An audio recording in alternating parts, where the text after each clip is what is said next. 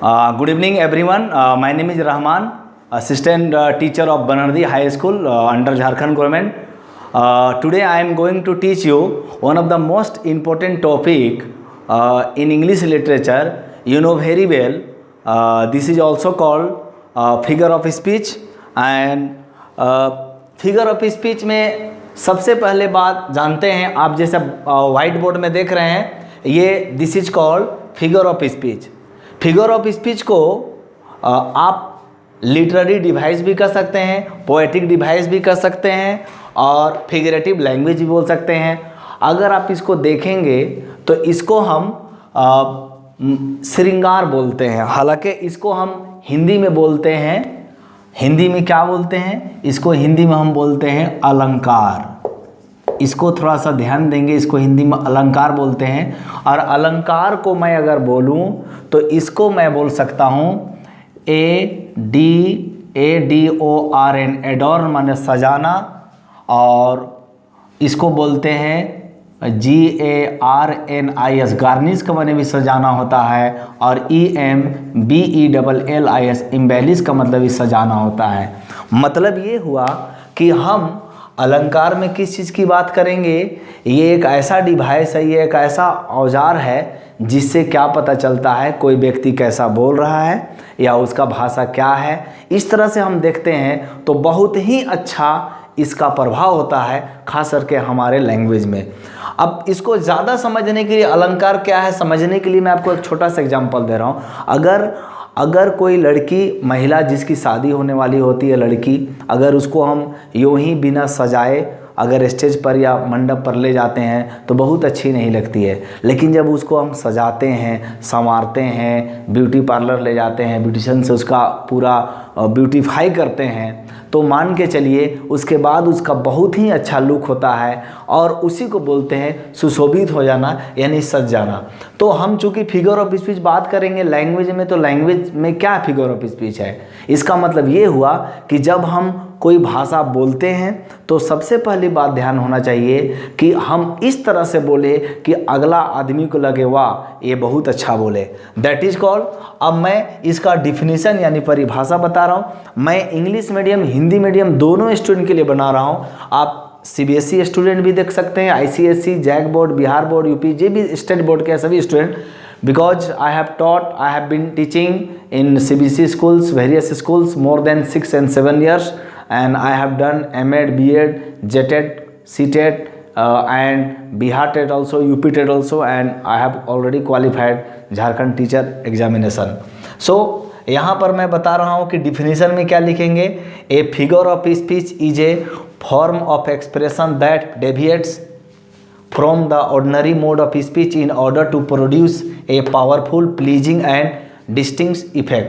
It is a remarkable way of saying something and it is used to add color to language. इसका मैं आपको थोड़ा सा बता देता हूँ और एलाबोरेट, चूँकि डिफिनीशन समझना बहुत ज़रूरी है. फिगर ऑफ स्पीच एक व्यक्त करने का एक तरीका है.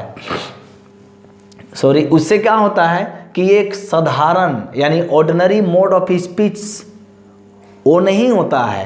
उससे क्या होता है, थोड़ा सा हट करके वो आपका अलग होता है, और उससे क्या होता है, इससे प्रोड्यूस माने निकलता है, उत्पन्न होता है powerful, pleasing and distinctive effect. मतलब बहुत अलग तरीक़ा से. और ये एक रिमार्केबल का मतलब बहुत ही अच्छा है. वे ऑफ सेइंग समथिंग, किसी भी चीज़ को बोलने का तरीका है. And it is use to add colour to language. और ये कोई भी भाषा में हम उसमें रंग भर देते हैं, यानी कलरफुल बना देते हैं.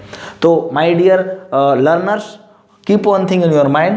So classification based on resemblance, contrast, contraction, association, indirect expression and sound. So this is the most important topic. Today I am going to discuss you in front of you, that is called figure of speech. और figure of speech में classification बहुत मायने रखता है. अब हम बात करेंगे एक एक करके क्लासिफिकेशन में कौन कौन अलग अलग होते हैं. तो सबसे पहले आपने यहाँ देखा कि बेस्ड ऑन रिजेम्बलेंस है, उसके बारे में बात करूँगा. उसमें भी कितने प्रकार हैं, कॉन्ट्रास्ट उसमें भी कितने प्रकार हैं, कंट्रक्शन उसमें भी कितने प्रकार हैं, एसोसिएशन उसमें कितने, इनडायरेक्ट एक्सप्रेशन एंड साउंड, सबका अलग अलग प्रकार है. आप फिगर ऑफ स्पीच पढ़ने का सबसे फ़ायदा ये होता है कि आपको मैं गारंटी बोल सकता हूँ कि 2 से 4 जो क्वेश्चंस हैं, ये कोई भी कंपटीशन एग्ज़ाम लिखते हैं या कोई भी बोर्ड देते हैं, कोई भी बोर्ड का एग्ज़ाम लिखते हैं या फिर आप इंटर का, बीए का, एमए का कोई भी करते हैं, हर हाल में 2 से आपका 4 क्वेश्चंस पूछी जाती है। बट ये एक ऐसा फील्ड है जहां आप आराम से क्वेश्चंस अगर जानते हैं, समझते हैं टॉपिक को, तो आराम से आपका 2 से 4 नंबर आ जाएगा, कोई टेंशन नहीं लेना है। So do not fear, Rahman sir is here. Now see, 2 से 4 क्वेश्चंस का मतलब ये हुआ कि हम थोड़ा सा अगर 1 सप्ताह पढ़ लेते हैं अच्छी तरह से, तो मैं गारंटी देता हूं कि आपका 4 नंबर का सवाल कहीं नहीं जाएगा। ये लाइफ टाइम, ये जीवन भर काम देगा। आप अपने बच्चे को भी पढ़ा सकते हैं और जो भी है स्कूल में एज ए टीचर भी पढ़ा सकते हैं। बट मैंने जो देखा है कि मैं टीचिंग लाइन में भी बहुत देखा हूँ किस तरह के क्वेश्चंस आते हैं, मैं जब कंपटीशन एग्ज़ाम देता हूँ। तो माय डियर लर्नर, ऑलरेडी मैं बता चुका हूँ कि ये उम्मीद करते हैं आप इसका स्क्रीनशॉट ले लीजिए। स्क्रीनशॉट लेने के बाद क्या है, आप इसको अपने नोटबुक में भी लिख लेंगे और जब भी मैं पढ़ाता हूँ तो काइंडली आप एक नोटबुक रखें, उसमें जो भी प्रॉब्लम है आप नीचे कमेंट बॉक्स में भी आप पूछ सकते हैं मेरे से, और जैसे कोई भी स्पेलिंग का प्रॉब्लम हो तब भी आप मुझसे पूछ सकते हैं। और इस सबको आप उम्मीद करते हैं आपने ले लिया होगा आपका स्क्रीनशॉट। अब हम आते हैं कि हम बात करते हैं क्लासिफिकेशन का।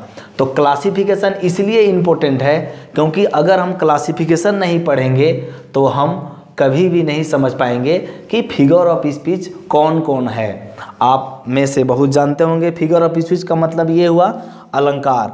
अब सबसे पहले मैं बात करता हूँ बेस्ड ऑन रिजम्बलेंस। ये आपका बेस्ड ऑन